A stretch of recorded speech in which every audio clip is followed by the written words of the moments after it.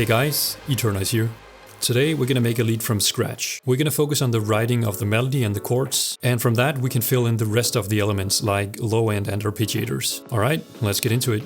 Whenever you start a new lead, the question always becomes, how do you start it? And to me, the way I draw inspiration, it always starts with a melody in my mind or a set of chords. Now, whichever one you use to start your lead with is fine, but I will say that after many years of starting leads with the melody only, it's very clear to me that beginning with a chord is by far the easier option. And the reason is quite simple. When you start with a melody, first of all, it's not a guarantee that there even is a chord fitting that melody, especially if it's a poorly written melody. Secondly, writing chords can be quite the challenge on its own. And now you have to make it fit a melody as well. If we flip it around and start with the chords, it's almost as if the melody falls in place automatically. And that's because with the chord we already have the framework for the melody set up. So if you can, start with the chords. It's not that it doesn't work the other way around. In fact, I've started almost all of my tracks with the melodies first, but starting with chords is far easier.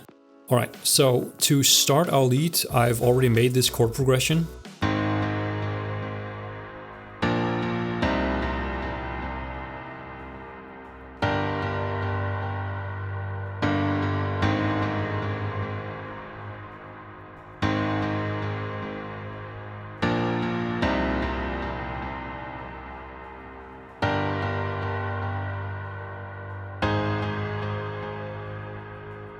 That sounds really nice. And if you wonder, this piano sound is coming out of this stock sampler in Logic. And without all of the effects, it sounds really tame.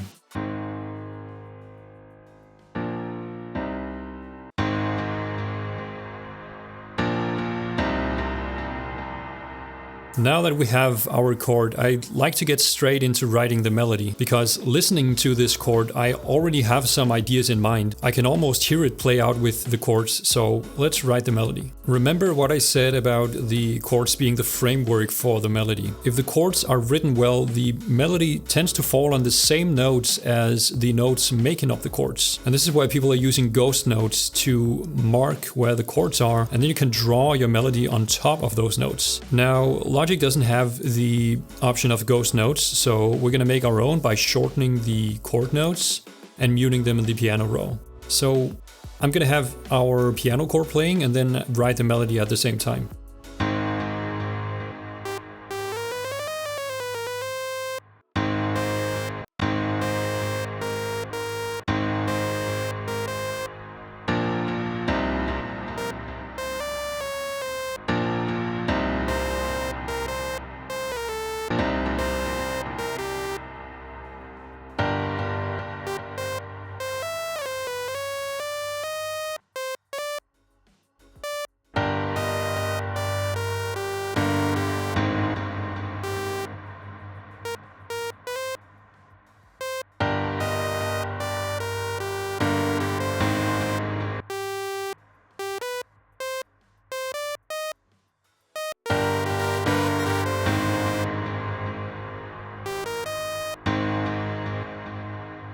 Alright, that's the melody. At this point, I'm not too worried about the nodal length and making glides and so on, because I'll probably end up changing that in a later stage anyway. Right now, I want to focus on writing the melody and getting the chord elements down. But as you can see, most of the notes are landing on the chord grid. Some are landing outside, but that's completely fine. That's the nature of the relationship between melody and chords. But again, you'll find that most will land on the grid.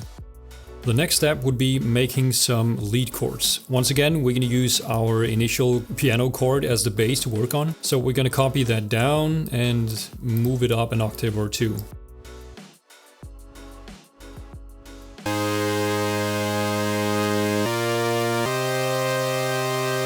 Alright, so the thing about lead chords is that you want it to be dense. We want it to be really dense to make out the body of our lead. If we look at the chords as it is here, the notes are spaced out quite far from each other. And that works well for the piano. That gives it its space it needs to breathe. But for lead chords, we want the exact opposite. We want the space in between the notes to be as tight as possible, because this gives far greater density. And for that, we're going to use what's known as chord doubling. Chord doubling is basically basically making sure that all the notes you see in the piano roll are also represented an octave above it or below it. So this note here, if we look one octave below it, this space is empty. And so what we'll do is simply copy this note one octave down to fill out that empty space.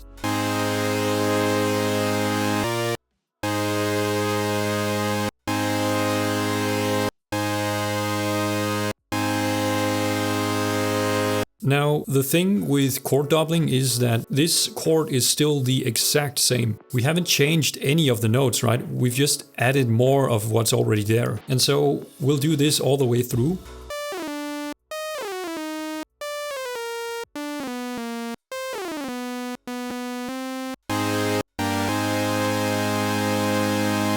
Typically, we don't need the bass notes in the lead chord, so I'm gonna mute those.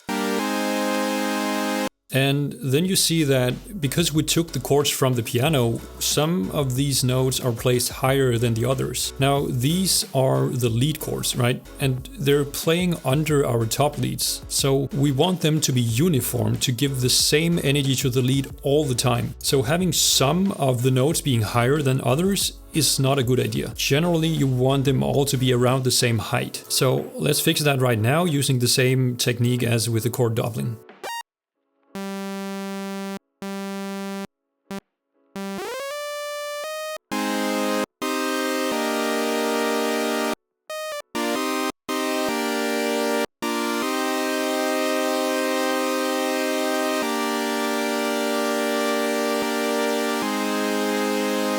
And then one last thing you want to make sure is the number of notes in each chord is the same. So here's 5, here's 5. So you don't want to make it so that there is 6 here, for example.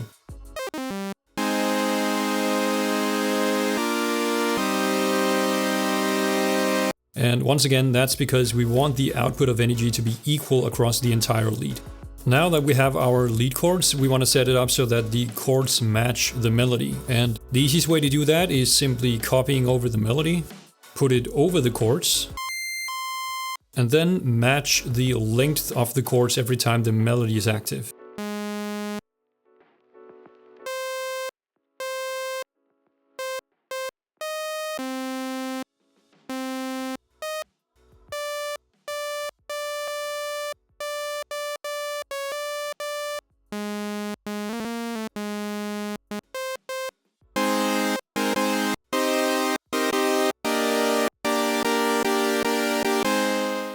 Alright, so at this point I think it's about time we start using other sounds than just the initial saw wave from Silent 1. In the meantime, I've routed our two layers together and put a reverb on it just to get the sound going. I have multiple videos on how to set up a lead reverb, so go ahead and check those out if you haven't already. Alright, so for sound design, we're obviously going to use my Hardstyle lead bank because that is just a cheat code for making the best sounding leads. So we're going to pull up the chords and find a good preset.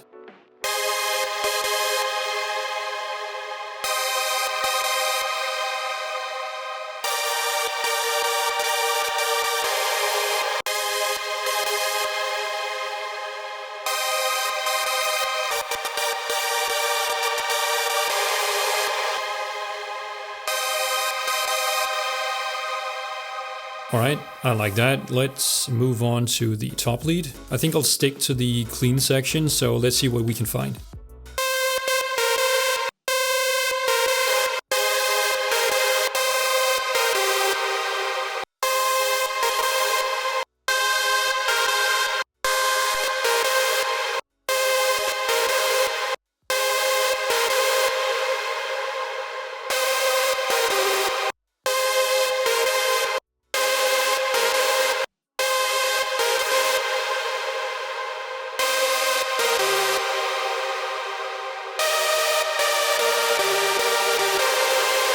Now, if we wanted to make the top lead more complex, we could consider adding another layer for a support lead.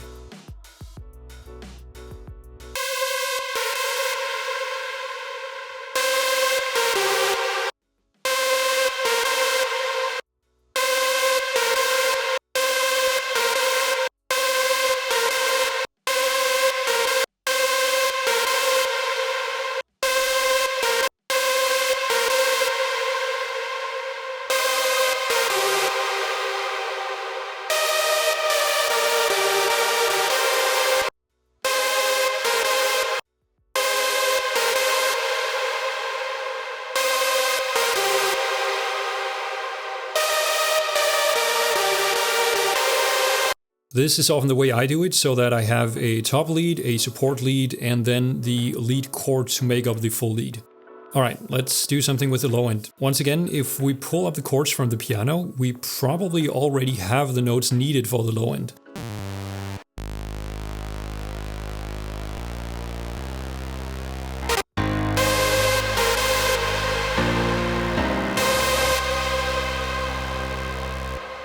Yep, that's the right key. Let's pull up the bank to find a fitting low end.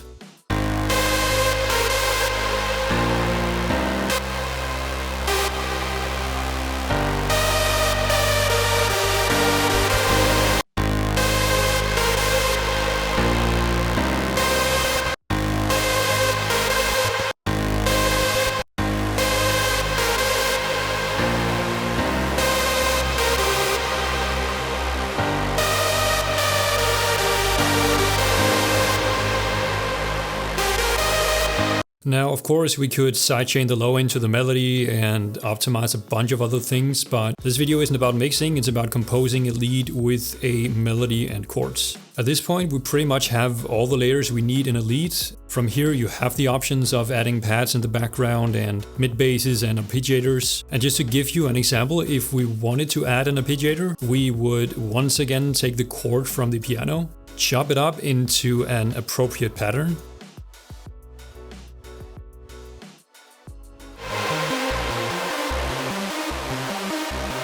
and then choose our sound for the arpeggiator.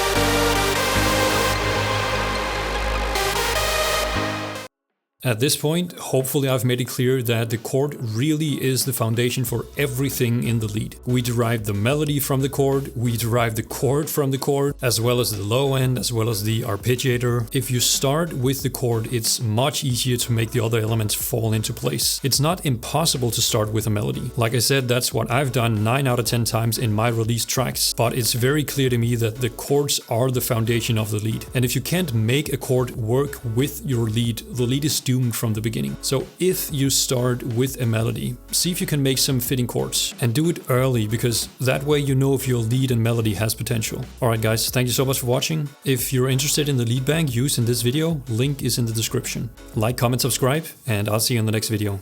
Bye.